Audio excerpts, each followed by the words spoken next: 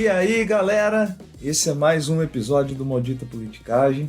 Eu sou o Alessandro, estou novamente acompanhado do nosso especialista do tema hoje, que está feliz da vida aqui. Tudo bem, Luiz? Olá, Alê, saudações a todos e todas. Eu sou o narrador do Armagedon, né, da tragédia, então vamos lá. Luiz, antes da gente falar sobre entrar mais no assunto, eu queria falar primeiro dos recados que eu recebi de solidariedade de ter lido Olavo de Carvalho, me senti confortável, então obrigado pelos ouvintes, das muitas mensagens que os ouvintes me mandaram pra gente. E o Bruno Garcia falou que tá ouvindo a gente lá de Portugal. Abração, Bruno, amigo meu de longa data. É igual diz o Tião Macalé naquele vídeo clássico como Sum, ele é um cara importado, né? Ele tá em outro país, né? Também agradecer ao Homer Motinha, que foi o único que disse qual que era o bolsominion preferido, o Oscar Schmidt. É verdade. E ele ainda deu a mini biografia, o maior pontuador em Olimpíadas do mundo, que é o bolsonarista preferido do Homer. Então essas menções iniciais. Maravilha. Então o tema de hoje, nós vamos discutir então sobre os recém-eleitos presidentes da Câmara e do Senado, os novos cabeças do Legislativo brasileiro. Vamos discutir um pouco do papel desses personagens. E para isso a gente tem alguma discussão inicial, uma introdução ou não? Vamos lá. Em primeiro, esse ano, 2023, o Legislativo Brasileiro Nacional comemora 200 anos. A gente está fazendo um episódio de comemoração antecipada, porque essa comemoração vai ser em 3 de maio. Você quer matar 2 coelhos, mano? Porque depois nós temos outros temas para tratar, não dá para voltar nisso. Mas em 3 de maio foi quando o Dom Pedro I convocou a Assembleia Geral Constituinte para fazer a Constituição do recém-país independente Brasil. Essa constituinte durou 6 meses, porque logo depois ele dissolveu, convocou um Conselho de Estado para redigir uma Constituição autoritária que ele outorgou. A história do parlamento brasileiro é uma história de tragédia, por isso que a gente colocou esse título, né? O lado trash da democracia, porque desde então, em 200 anos, foram 18 interrupções, ou 18 dissoluções, ou fechamentos do Legislativo brasileiro. Dá um fechamento por cada 11 anos. Já faz quanto tempo que não acontece mesmo? Já está fazendo desde 64, né? Não, desde 67. Tem que ver. Mas já faz uma par de anos. É o período de mais duração do Legislativo brasileiro em funcionamento. Então a gente vai abordar um pouco, a propósito da eleição da mesa da Câmara e do Senado, que aconteceu agora dia 1º de fevereiro, nós vamos explorar rapidamente essa história, mencionando um pouco desses percalços, um pouco das virtudes. A imagem inicial eu me lembrei muito hoje, né? Hoje a gente grava no dia que foram eleitos os novos presidentes, da eleição de 2019, que foi um caos total, né? No Senado. Quem não se lembra do Senado, né? A eleição do Senado, os bolsonaristas melaram as eleições. Eles que era votaram... disputado entre Renan Calheiros e Alcolumbre, né? E eles fizeram a votação ser com voto aberto, que normalmente contraria o regimento interno, normalmente a votação é secreta. E a senadora Cátia Abreu fez um baita de um estardalhaço, queria questionar, porque ela defendia o Renan ia perder, e o Alcolumbre, que era o candidato do Bolsonaro, ia ganhar. E ela jogou papel lá na mesa, fez uma bagunça. E tinha uma cédula a mais no primeiro dia, depois teve que ser refeita, né? Eles tiveram que refazer a eleição. Parecia que a gente estava na República Velha, né? Que tinha fraude, aquele envelopinho que tem no Senado, que hoje teve de novo. Então, essa imagem inicial serve para ilustrar um pouco o aspecto conturbado do poder legislativo no Brasil, mas que, como a gente vai sustentar ao longo do episódio, é uma característica geral do parlamento. O parlamento tem esse aspecto de mais desordem, de mais gritaria, e é assim, por exemplo, na Câmara dos Comuns na Inglaterra, na Câmara dos Representantes americana, é assim que é mesmo, embora o Brasil radicalize um pouco em todos esses elementos. Tem campanha de financiamento? A campanha sagrada, ela é a campanha do Caraminguá, né? Nós somos um projeto incipiente, inicial, de podcast de divulgação científica nas áreas de sociologia e ciência política, talvez o primeiro do Brasil, né? Seguindo aí a trilha dos que tem história e filosofia. Aliás, a gente tá bastante ciência política, né? Próximo a gente tem que voltar um pouco para sociologia. Nós vamos para uma sociologia pesada, né? Se você doar um troquito, um caraminguazinho, vai no apoia.se/maldita politicagem, entra lá, coloca o seu nome e seu e-mail e solta lá um cascalho, uma mixaria, cincão, enfim, que a gente tem uma campanha de brindes, que hoje, inclusive, tem novidades a respeito dos brindes no final do episódio. No primeiro bloco, então, a gente vai falar sobre as principais teses que estão por trás, né, dos processos e da lógica da política do legislativo brasileiro. No segundo bloco, a gente mergulha um pouco no histórico, caminho todo que a gente passou até chegar à configuração atual. Vamos passar pelo quebra-pau acadêmico, que o Luiz disse que está muito legal. E no bloco 3, como de sempre, maldição, um caos de querência e muita coisa mais. Continue com a gente, pessoal.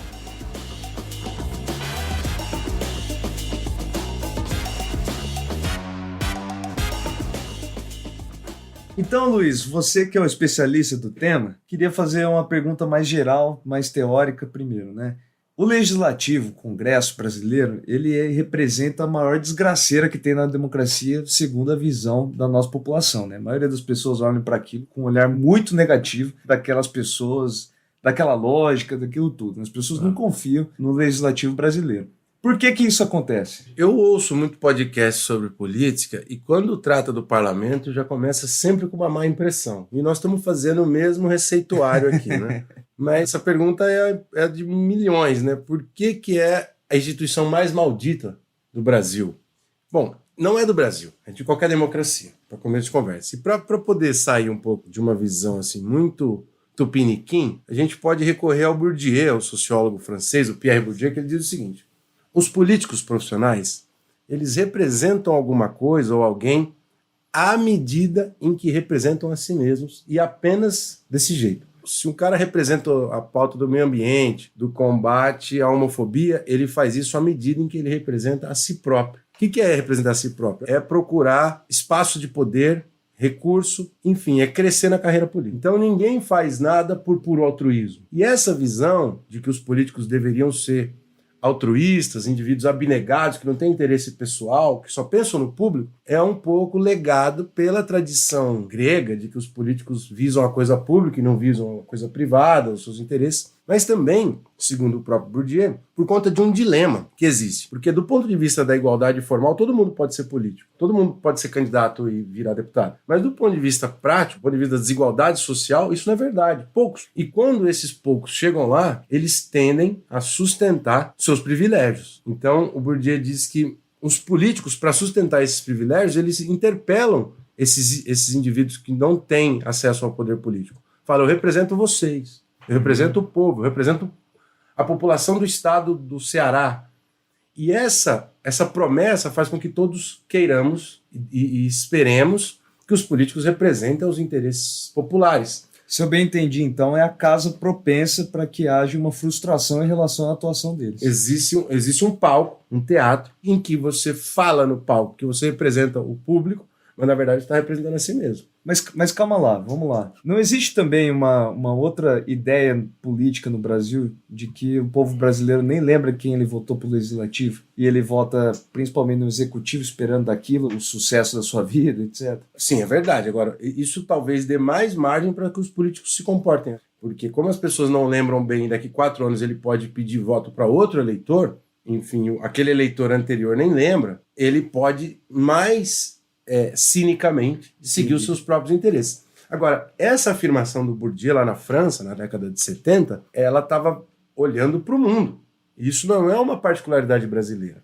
Você pode ter países em que os parlamentares são mais responsáveis com o mandato em relação ao seu eleitor, como por exemplo na Dinamarca, mas a tese do Bourdieu é uma tese com pretensão universal. Os políticos representam alguma coisa enquanto representam a si mesmos. Isso significa buscar progressão na carreira política, buscar poder e assim por diante. Isso é um ponto de saída importante, para a gente parar de pensar que os políticos são seres diferentes de um agente no mercado. No mercado, qualquer profissional quer melhorar a sua condição.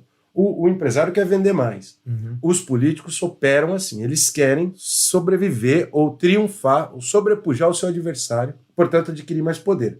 Enquanto eles buscam isso em primeiro lugar, eles podem representar pautas coletivas. Se a gente não pensar assim, para desfazer um pouco desse mito de que o político é um franciscano, um querubim, um anjo, a gente não vai conseguir entender direito o que acontece no cenário parlamentar. E, em segundo lugar, para entender as condições específicas de cada um desses indivíduos egoístas, autointeressados, que são os políticos, é preciso entender as instituições que eles operam. No caso desse episódio de hoje, o Parlamento Nacional, a Câmara dos Deputados e o Senado. Então aqui tem algo importante também, né, Luiz? Nesse sentido, né, isso é uma tese antiga da democracia, né? A qualidade da democracia ela sobe de acordo com o interesse da população na atuação desses políticos, né? Então, conforme aumenta, né, o interesse da população, a vigia da própria população, dos votantes que elegeram aqueles candidatos, né, tende a aumentar a qualidade da atuação dele, porque ele precisa atuar de acordo com aquilo que ele foi eleito, né? Isso. A gente vai chegar num determinado momento do episódio de hoje para mostrar que quando a população esteve cercando, ou não cercando, porque agora no dia 8 de janeiro eles cercaram no pior sentido, mas quando a população está atenta, está cobrando o parlamento, ele tende a ter mais sintonia com essa população. Isso não acontece rotineiramente, não é todo dia que isso vai acontecer, mas por ondas de mobilização da sociedade. Quando essa sociedade bombardeia o parlamento com petições, com demandas e se mobiliza em torno de questões específicas, como, por exemplo, a agenda dos povos indígenas, ou a agenda LGBTQIA+, ou a agenda dos direitos dos deficientes, esse parlamento vai reagir positivamente a essas demandas. Então, só que esses são lapsos da democracia. Na prática, na rotina, no dia a dia, a coisa é um pouco enclausurada, é um pouco encastelada, e esse é um problema da democracia representativa em qualquer lugar do mundo. Esse é um dos limites da democracia representativa. O parlamento ele acaba sendo autocentrado em torno das barganhas, das alianças, das chantagens que os deputados fazem consigo entre si e ignoram os apelos populares que foram tratados durante a eleição, por exemplo. Perfeito. Então, Luiz, o Arthur Lira, do PP, né, do Partido Progressista, foi eleito presidente da Câmara dos Deputados com 464 votos, na verdade uma reeleição. O Arthur Lira é natural de Maceió, Alagoas, é filho de um ex-político também, de um político, aliás, né? Ele continua sendo político, Benedito de Lira. Famoso Bill de Lira. É Bill de Lira, amigo do Lula, né? Diz que é amigo do Lula. Inimigo mortal do Renan, lá das Alagoas. Isso. Aliás, Alagoas tá quente a política faz tempo, né? Então, hoje ela vai aparecer bastante. O Arthur Lira é formado em Direito e foi vereador com 22 anos. Então, vejam só, né? Tá na política desde que ele nasceu. E pro Senado, o novo presidente, também uma reeleição, né? O Rodrigo Pacheco foi reeleito com 49 votos. Ele nasceu em Porto Velho, mas cresceu em Passos, Minas Gerais, né? Por isso ele se autodeclara mineiro. É formado também em Direito, então vejam, 2 juristas aí. E sua carreira é recente, né? Ele teve uma ascensão meteórica, né? Foi deputado em 2015 e agora já é o presidente do Senado brasileiro pela segunda vez. Ele passou pelo PMDB e pelo DEM também, antes de se filiar ao PSD, o partido atual dele. Partido que faz parte da base aliada do governo Lula atualmente. E aí a pergunta que eu queria mandar para você é o seguinte: qual é o papel que esses dois exercem basicamente para gente que não estuda o Congresso aqui? É importante, antes, um passinho atrás para dizer o seguinte: ao longo do século XX, e mais especificamente depois da Segunda Guerra Mundial, existe um processo também cross-national, que pega país... um processo... Vai se lascar. Um processo mundial de centralização do poder legislativo nas democracias mais antigas e nas democracias que vêm depois, como a brasileira. Quer dizer o seguinte: no século XIX, o deputado individual e o plenário, que é a somatória dos deputados ou dos senadores, eram muito importantes nos parlamentos internacionais, nas democracias representativas do século XIX. À medida em que, com as 2 guerras, com o acirramento dos problemas econômicos, dos problemas relacionados à urgência da sociedade do século XX, os parlamentos precisam se tornar cada vez mais centralizados na cúpula, tirando o poder do deputado individual e do plenário como corpo coletivo.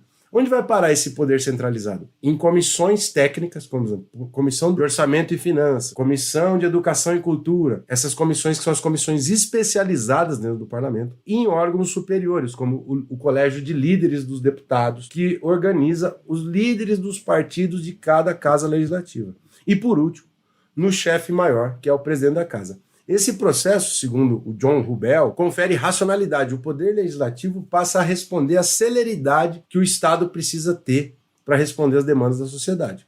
Então nós estamos falando aqui de uma outra ideia nova, importante, que é: os parlamentos modernos são cada vez mais centralizados. Significa que um deputado individual, ele chega lá novato, piazão, né? Então uma boa vontade, quer representar o povo genuinamente. Bom, para ele conseguir uma coisa, ele tem que estar próximo dos órgãos colegiados, colégio de líderes, comissão, dialogar com os outros deputados, fazer um acordo para que o projeto dele siga adiante e vire uma lei. Se ele não fizer isso, se ele ficar só lá no púlpito falando, meus caros, meus nobres, meus excelentíssimos, ele não consegue aprovar nada, não consegue fazer diferença na vida da sociedade. Esse processo de centralização no Brasil é muito marcante a partir da ditadura militar e depois dos anos 80 e 90 e faz com que hoje a gente olhe para a eleição do Arthur Lira na Câmara ou do Rodrigo Pacheco no Senado como sendo um grande fato da semana. Por quê? Porque eles têm muito poder. Eles têm muito poder. Mas deixa eu esclarecer aqui para os meus alunos nível médio. Um grande poder que está na mão desses caras todos é de definir a ordem do dia, né?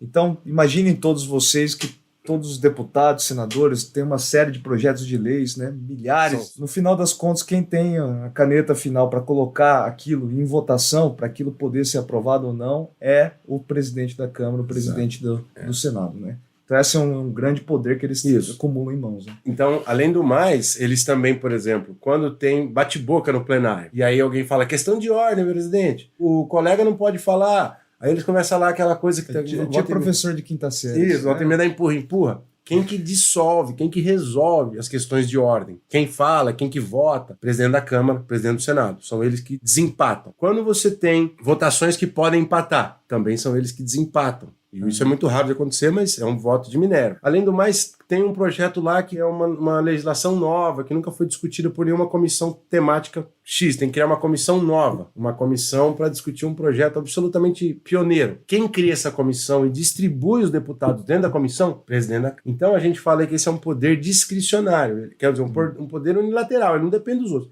Ele manda e define quem vai ocupar a comissão. Então, além do mais, ele define distribuição dos colegas na mesa da Câmara, e essa mesa cuida do orçamento da Câmara, dos gabinetes, então tem gabinete mais bem localizado, tem gabinete mais espaçoso, isso tudo vira um pouco de chantagem, de amiguismo, então eles controlam muitos recursos, por isso que eles são hiperpoderosos. E depois a gente vai ver que recentemente tem um orçamento secreto e eles controlam parte do orçamento da União. E por último, tem um poder fundamental na história recente do Brasil, que no caso do presidente da Câmara dos Deputados, e não vale isso para o presidente do Senado, só vale para o presidente da Câmara, atualmente, portanto, o Arthur Lira, do PP do Alagoas, que é quando os deputados fazem pedidos de impeachment do presidente ou de ministros do Supremo, só um indivíduo no país pode aceitar esse pedido de impeachment, que é o presidente da Câmara dos Deputados. Foi o que o Eduardo Cunha fez em 2015 sobre o pedido de impeachment da Dilma Rousseff. Só tinha um ser humano, porque ele senta numa cadeira, que é o presidente da Câmara, que é capaz de aceitar isso. Que, aliás, era aliado, o Arthur Lira era aliado, fazia parte da aliança com o Eduardo Cunha no período. Né? Assim, o Arthur Lira é um filhote do Eduardo Cunha. Isso. Sim, exatamente.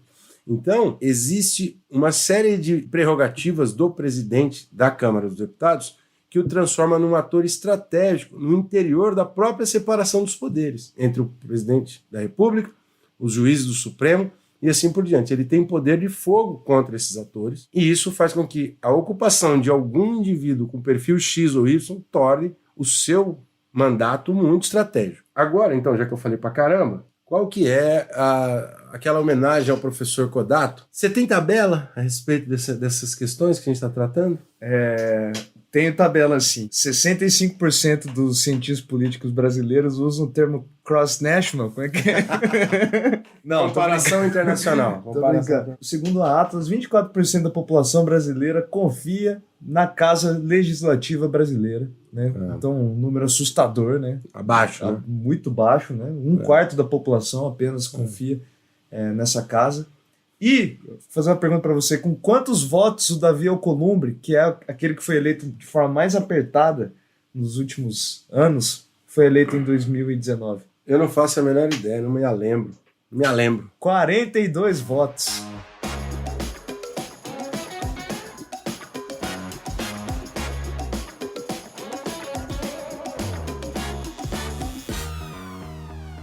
Então, pessoal, acho que vale, né, Luiz, um resgate histórico, né?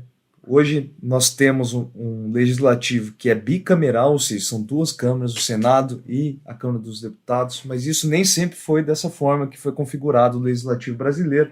Nós tivemos lá, quando você citou, no século XIX, nós tínhamos durante o Império um sistema unicameral, ou seja, no comecinho, né? Aqueles 6 meses ali que na verdade Dom Pedro colocou aquilo lá e cansou. Não quero negociar porcaria nenhuma. De palhaçada. Não sou Arthur Lira, não. Bom, ao longo do tempo isso foi alterando, né? O número de deputados, o número de senadores, depois da criação do Senado, foi se alterando.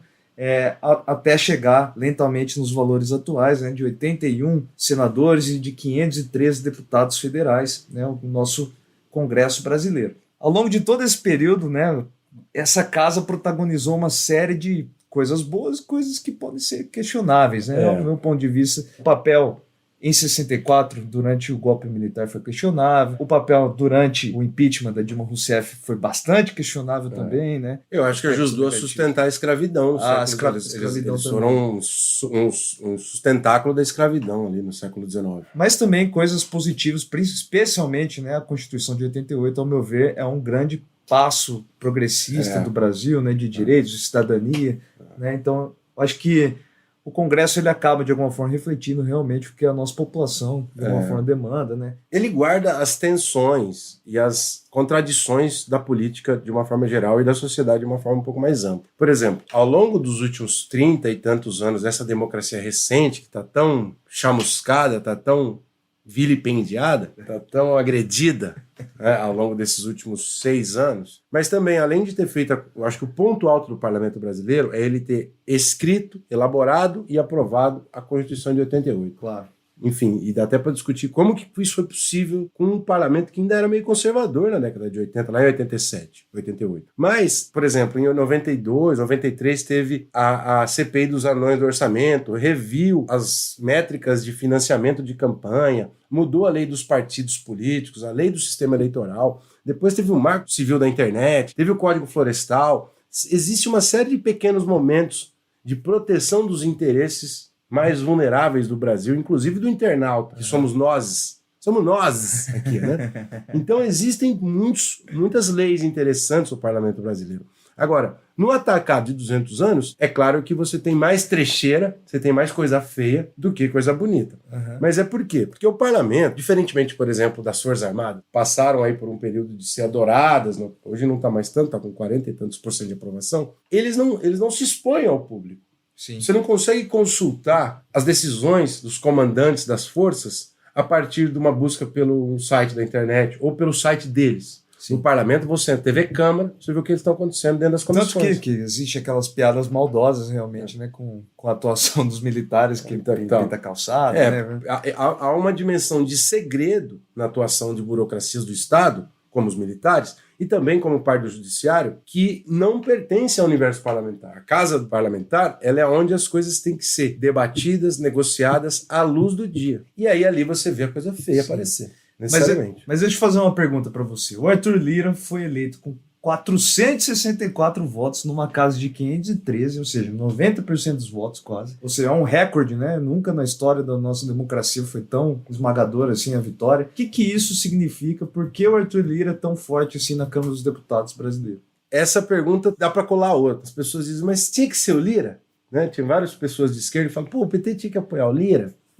Um era o candidato do PSOL e o outro era do Novo, né? Todo mundo desistiu antes das eleições, né? Não tinha alternativa ao Lira, e como que um cara consegue fazer 90% dos votos? Lembrando que esse é o recorde da eleição de um presidente da Câmara dos Deputados, superando o Ibsen Pinheiro e o João Paulo Cunha, que ambos, em momentos diferentes, fizeram, acho que 434 votos. O Lira agora fez 464 votos, deu 30 de lambuja naqueles lá. O negócio é o seguinte, há uma explicação elegante, seria a teoria do veto player, cientista político greco-americano George Tsibelis, que depois eu posso fazer um tweet com essa explicação elegante. Mas a questão é a seguinte, do ponto de vista mais prático, o que aconteceu é que, com uma elevada fragmentação do sistema partidário, o Arthur Lira concentrava recursos que conseguia agradar uma miríade de líderes, de partidos grandes, médios e pequenos. Primeiro, por meio do orçamento secreto e depois por honrarias. Ele criou comissões, ele prometeu criar comissões, ele colocou um monte de amigo na mesa. Então ele conseguiu fazer com que qualquer adversário que surgisse por um partido rival para disputar a presidência da Câmara com ele, não vislumbrasse passar aí de 50, 60, 70, 80 votos, enquanto ele sempre tinha como piso 270, 280, 290 votos. Quando um candidato sai desse patamar por conta dos recursos que ele detinha, isso tem a ver com a própria deterioração das relações entre os poderes, desde Dilma, passando por Temer, passando por Bolsonaro, isso fez com que o presidente da Câmara concentrasse muito poder. E esses poderes eram capazes de seduzir pelo menos metade mais um pouco da Câmara dos Deputados. E para surgir um rival, ele já ia sair muito atrás. Essa era a condição que o PT ia enfrentar, com muita chance de perder. Então, para o PT não repetir o que a Dilma fez com o Eduardo Cunha em 2015, que a articulação política da Dilma quis enfrentar o Eduardo Cunha e tomou uma derrota humilhante, o PT agora, capitaneado pelo Lula, pelo Rui Costa, ministro da Casa Civil, falou, é melhor a gente aderir à candidatura do Lira. E com isso, fez aquela onda superdimensionada. Ou seja, a possível oposição mais forte estava unida com a posição. Né? A oposição, que poderia fazer aí 150, 180 votos, se juntou porque não conseguiria chegar no mínimo, que era 257. Enfim, existe uma trajetória de pelo menos 2013, 2015 para cá, que explica o fortalecimento do presidente da Câmara. Não é uma coisa exclusiva do Arthur Lira, mas ele deu um pulo para esse poder dele em função do domínio do orçamento e de controle das instâncias da Câmara dos Deputados, que fez com que ele fosse um ator muito difícil de bater.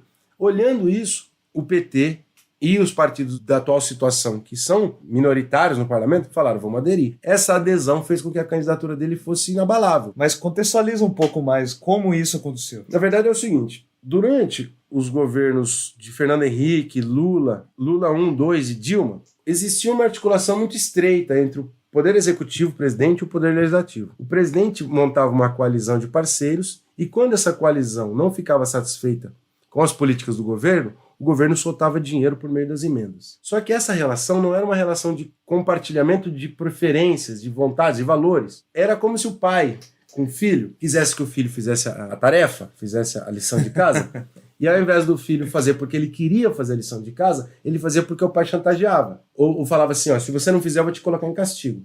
O governo do Lula 1, 2 e Dilma 1 fazia essa cooperação, entre aspas, com o parlamento nesses termos. Se você não aprovar minha agenda, eu não libero emenda do orçamento.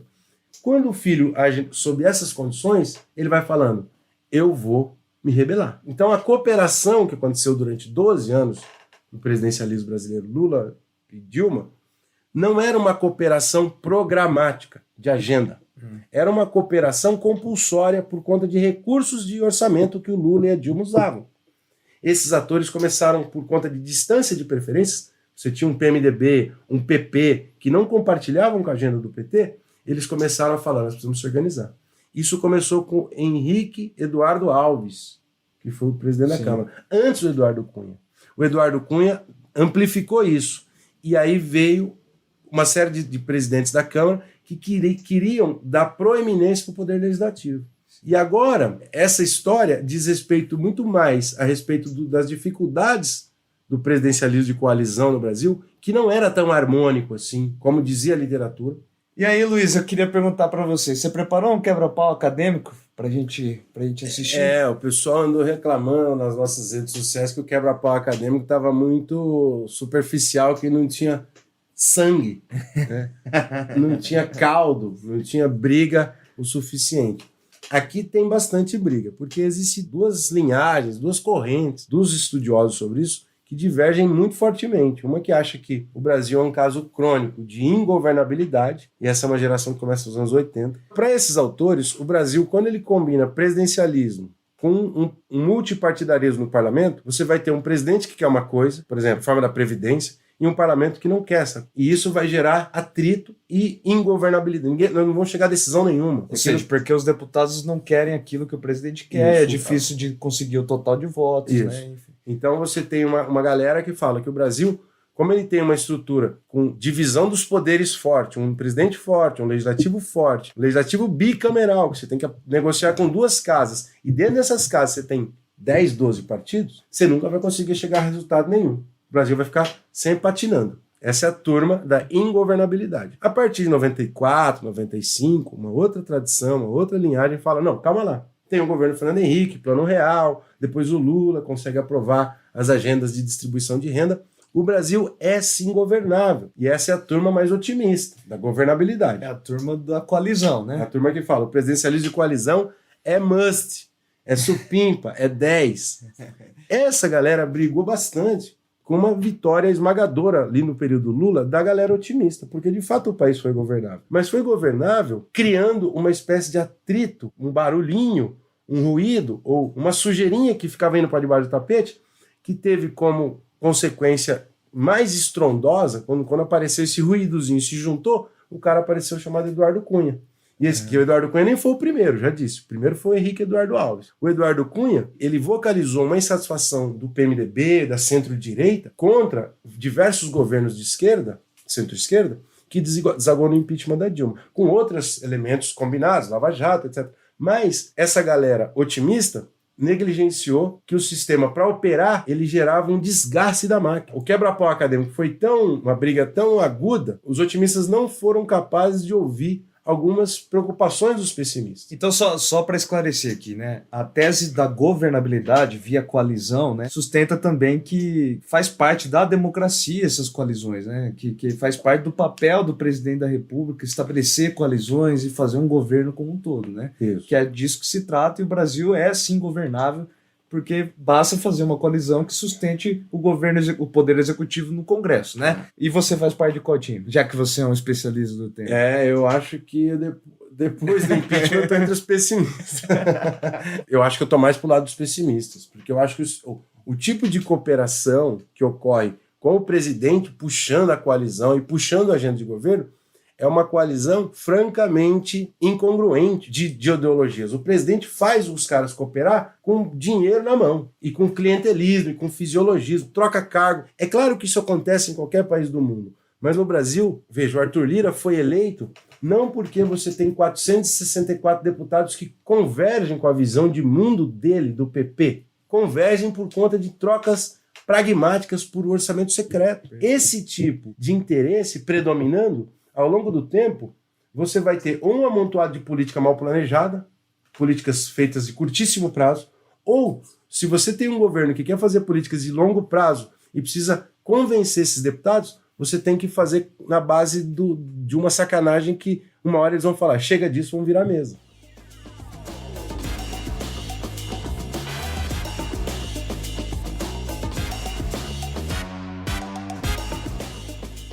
Já fiquei até sem ar aqui, de tanto falar, eu fico nervoso com esse assunto. Eu vou perguntar para você, Alessandro. Tem um caos, uma história para ilustrar essa trecheira, o lado trash do Parlamento Brasileiro?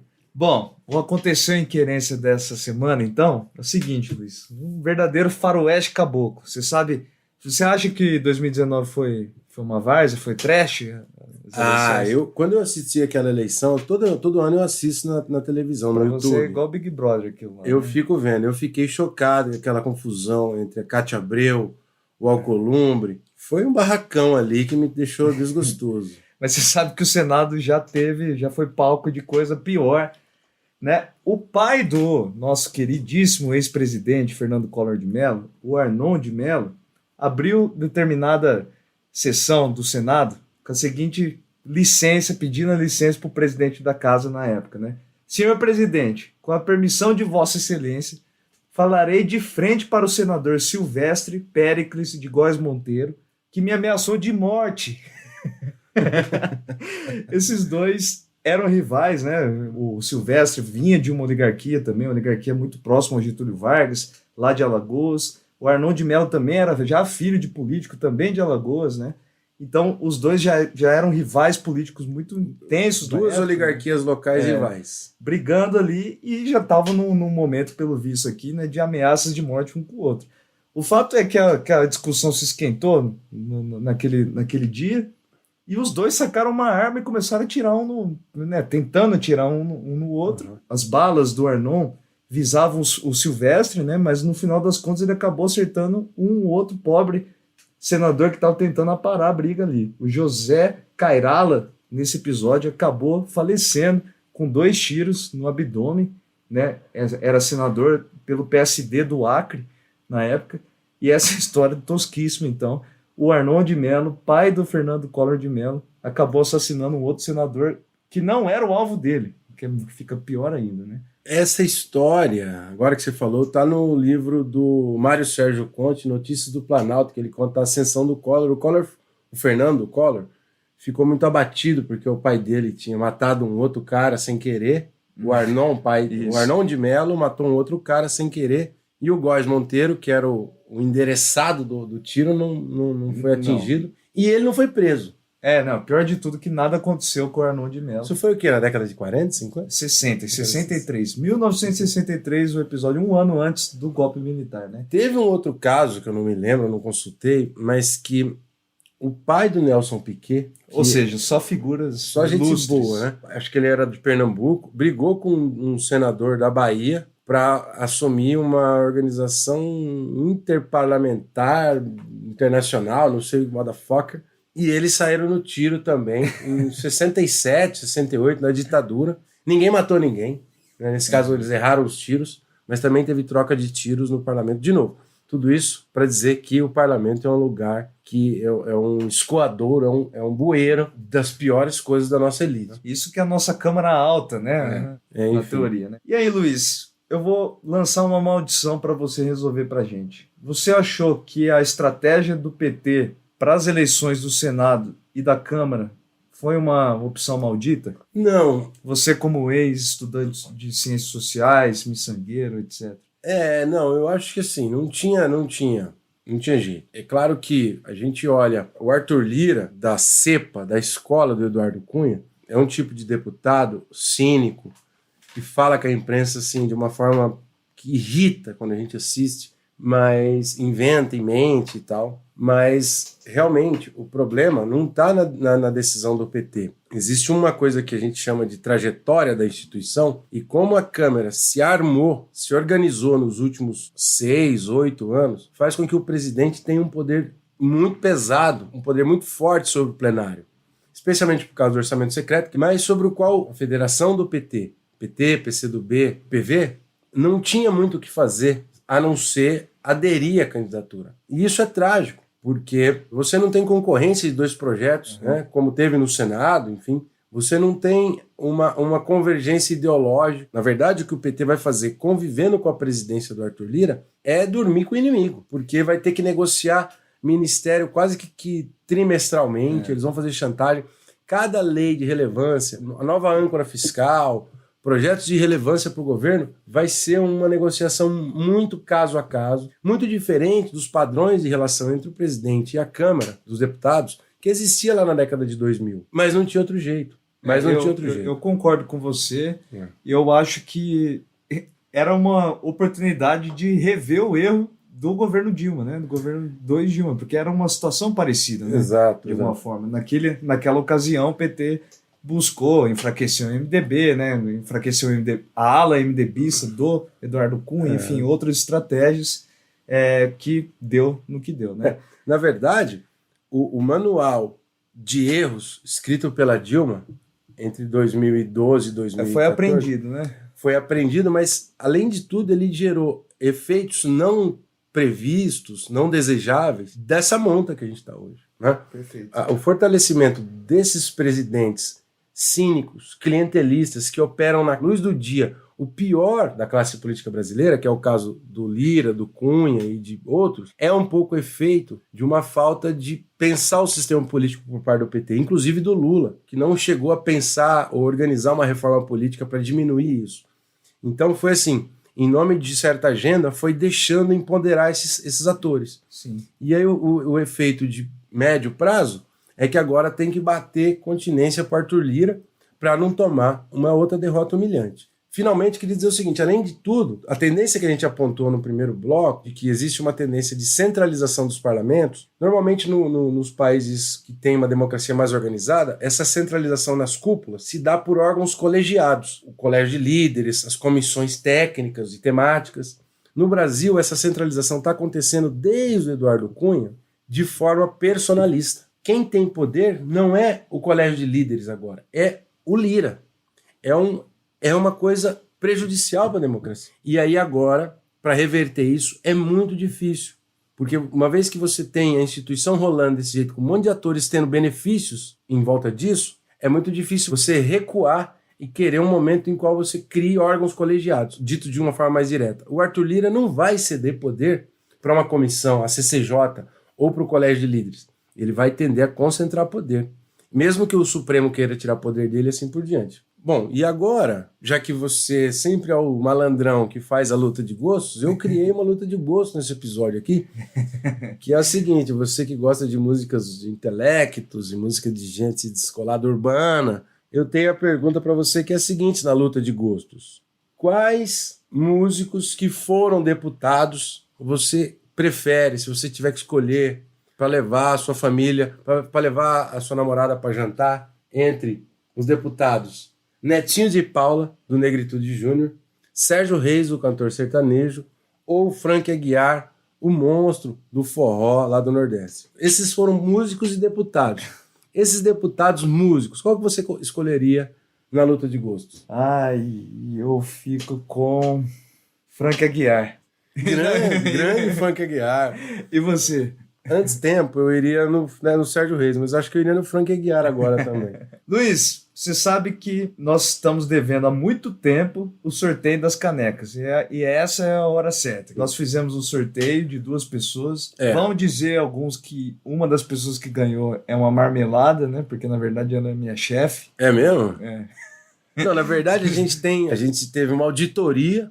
Ou seja, foram mais de 100... 100 e tanto, 160. 100 comentários. E são 2 pessoas, 2 ouvintes que ganharam as nossas canecas. Entre em contato com a gente, nós vamos enviar essas canecas via correio.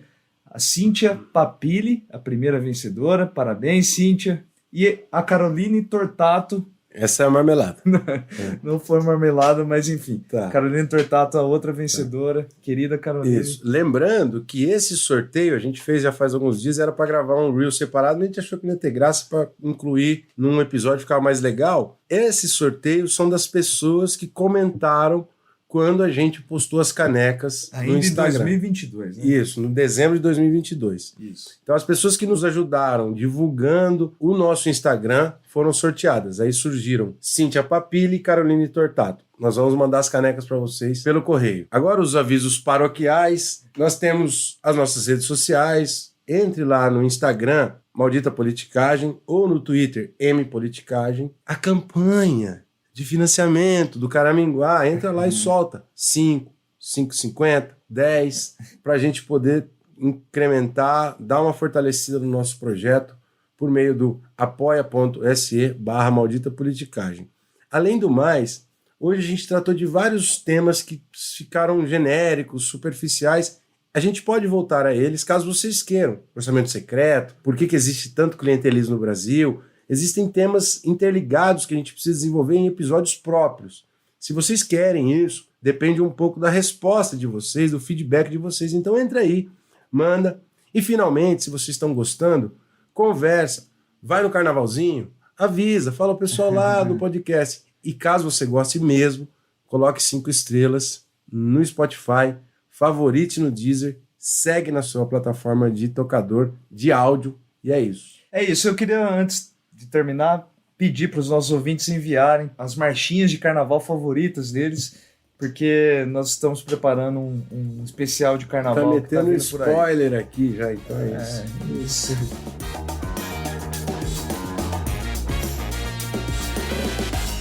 O Maldita Politicagem tem roteiro e produção de Luiz Domingos Costa e Alessandro Tokumoto, edição de áudio de Matheus Bittencourt, finalização de áudio e identidade visual de Fábio Tokumoto.